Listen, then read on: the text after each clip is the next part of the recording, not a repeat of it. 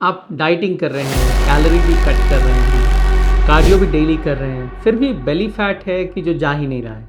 तो शायद प्रॉब्लम आपकी मेहनत में नहीं है, प्रॉब्लम है आपके बॉडी के सर्वाइवल मोड में, यानी कि आपके बॉडी के सर्वाइवल इंस्टिंक्ट में। नमस्ते, मेरा नाम है डॉक्टर कौशल और मैं आपका स्वागत करता हूं आपके चैनल योर फैमिली डॉक्टर में। आगे बढ़ने से पहले आपसे रिक्वेस्ट करूंगा कि ज़रूर चैनल को सब्सक्राइब कर लीजिए, इस वीडियो को लाइक करिए और अपने दोस्तों को इस चैनल के बारे में ज़रूर बताइए। फिटनेस इंडस्ट्री ने हमें एक सिंपल इक्वेशन सिखाया है, कैलोरी कम करो तो फैट लॉस होगा। लेकिन रियलिटी ये है कि बॉडी एक्सेल शीट से नहीं चलता है। आप कैलोरी तो कट करते हैं, कार्डियो भी बढ़ाते हैं, लेकिन बॉडी उसको वेट लॉस नहीं, डेंजर या फिर ये कहें कि क्राइसिस समझता है और फिर बॉडी का रिस्पॉन्स जो होता है उसी तरीके का होता है। देखिए, सारे फैट जो शरीर में होते हैं वो सब सेम नहीं होते हैं। जो बेली के अंदर ऑर्गन्स के अराउंड फैट होता है उसे हम कहते हैं विसरल फैट, और ये डेंजरस भी होता है और स्टबर्न भी होता है। हमें जब भी स्ट्रेस होता है या मान लीजिए स्लीप कम होता है या मान लीजिए स्लीप इंटरप्ट होता है, ओवर थिंकिंग होती है या फिर हम एग्रेसिवली डाइटिंग करते हैं, तब हमारे शरीर में कॉर्टिसोल बढ़ जाता है। और जैसे ही कॉर्टिसोल बढ़ता है वो एक पावरफुल केमिकल सिग्नल की तरह काम करता है हमारे शरीर के लिए, और इस सिग्नल का एक ही पर्पस होता है कि बॉडी में फैट स्टोरेज को बढ़ाओ। और इसमें सबसे सेंसिटिव स्थान होता है विसरल फैट, या और स्पेसिफिकली कहें तो बेली फैट, जहाँ पर सबसे पहले फैट स्टोरेज शुरू होता है। और यहाँ से एक डेंजरस लूप स्टार्ट हो जाता है। स्ट्रेस कॉर्टिसोल को बढ़ाता है, cortisol in turn belly fat को बढ़ाता है, बेली फैट हमारे शरीर में इन्फ्लेमेशन को बढ़ाता है और उस इन्फ्लेमेशन से वापस से कॉर्टिसोल बढ़ने लगता है। तो इसका मतलब सिर्फ आप स्ट्रेस नहीं है, आपका फैट भी एक तरीके से स्ट्रेस के परिणाम को एम्पलीफाई कर रहा होता है। और अब मान लीजिए कि आप लो कार्ब डाइट पर हैं, शुगर ज़ीरो है, कार्ब्स ज़ीरो है, तो आपको लग रहा है कि इंसुलिन लो होगा, पर ऐसा ज़रूरी नहीं है। बॉडी के पास एक हिडन ट्रिक होती है जिसे हम कहते हैं ग्लूकोनियोजेनेसिस।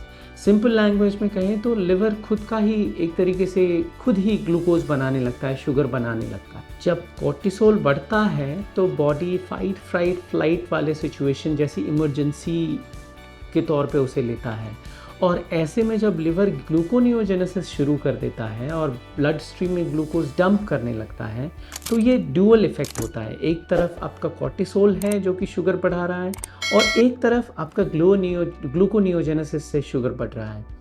और फिर उसमें पैनक्रियाज जो है वो इंसुलिन रिलीज़ करती है उस बढ़े हुए शुगर को हैंडल करने के लिए। और अल्टीमेटली हो क्या रहा है, आपके शरीर में हाई कॉर्टिसोल भी है और उसी समय पर आपके शरीर में हाई इंसुलिन भी है।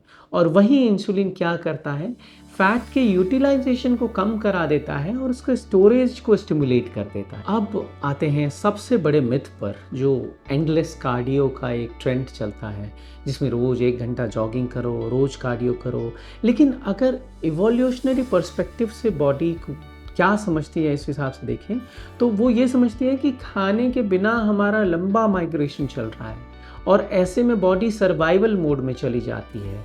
फिर क्या होता है, फिर हमारा मसल ब्रेकडाउन शुरू होता है, इसके कारण हमारा मेटाबॉलिज्म स्लो हो जाता है, कॉर्टिसोल ऑलरेडी हाई रह ही रहा है, और फिर बॉडी को लगता है कि फ्यूल बचाओ। फ्यूल बचाने के चक्कर में बॉडी और बेली फैट को स्टोर करना। तो फिर इसका सॉल्यूशन क्या है? इसका सॉल्यूशन है शॉर्ट एक्सप्लोसिव एफर्ट, जैसे 15 से 20 सेकंड का आपने स्प्रिंट ले लिया, या फिर आपने हाई रेजिस्टेंस साइकिलिंग किया, और इसे बस सप्ताह में लगभग 2 बार तक करिए, उससे ज़्यादा नहीं। या फिर आप डेली बेसिस पे करना चाहते हैं तो सप्ताह में लगभग 5 दिन आप ब्रिस्क वॉक कर सकते हैं।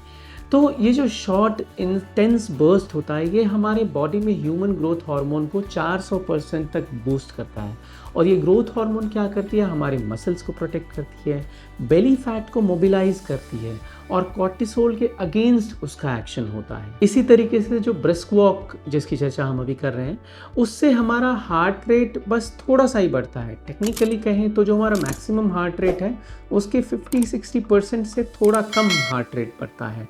और ये जॉगिंग जिसमें कि कॉर्टिसोल बढ़ रहा है, उसके उलट कॉर्टिसोल कम करने में हेल्प करता है, स्ट्रेस को रिड्यूस करता है, हमारे बॉडी में रिलैक्सेशन को प्रमोट करता है। सो जॉगिंग या कार्डियो ग्लाइकोजन स्टोर को डिप्लीट करते हैं, जिससे कि कॉर्टिसोल बढ़ता है। उसके उलट ब्रिस्क वॉक में हमारा mostly fat as a fuel use होता है, तो वो हमारे लिए फ़ायदेमंद होता है।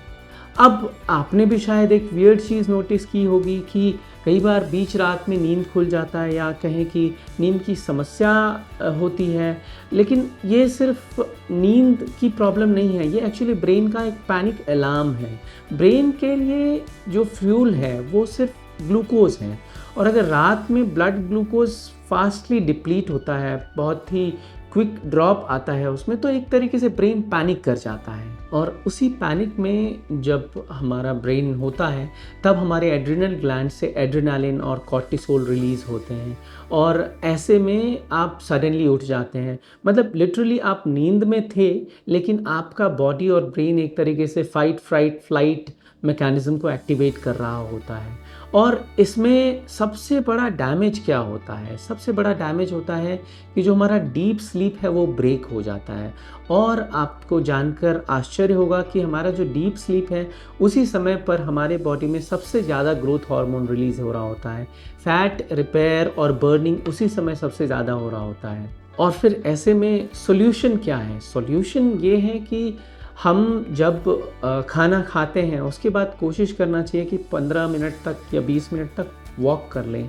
उससे ये होता है कि हमारा बॉडी थोड़ा रिलैक्स होता है, हमारे मसल्स उस समय जो ग्लूकोज का स्पाइक आ रहा होता है उसको थोड़ा यूटिलाइज कर लेते हैं। तो जब मसल कॉन्ट्रैक्ट हो रहे होते हैं तो ग्लूकोज को डायरेक्टली एब्जॉर्ब कर लेते हैं बिना इंसुलिन के प्ले में आए हुए, तो मैकेनिकली ही क्लियर हो जाता है शुगर, और वैसे में इंसुलिन स्पाइक करने की स्थिति नहीं बनती है।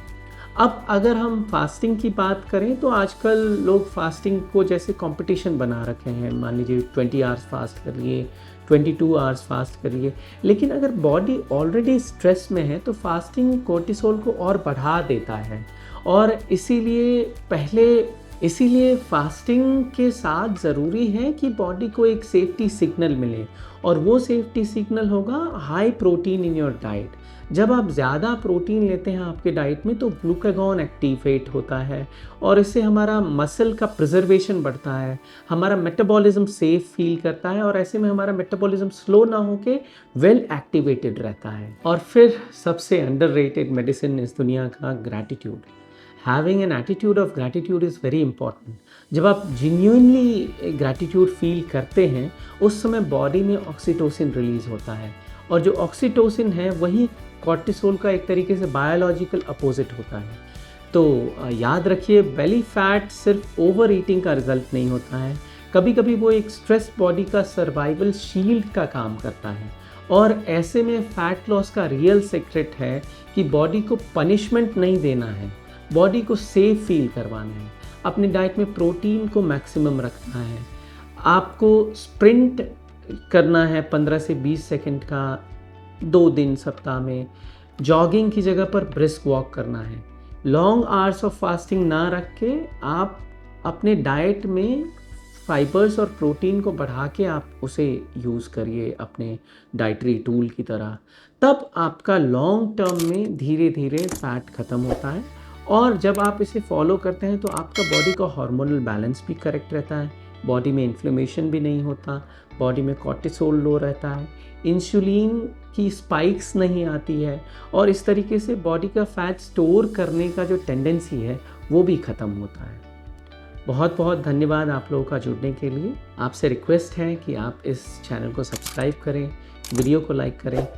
डाइटिंग या वेट लॉस के ऊपर आपके क्या विचार हैं या आपने क्या सीखा है, समझा है, आप उसे कमेंट सेक्शन में लिख सकते हैं।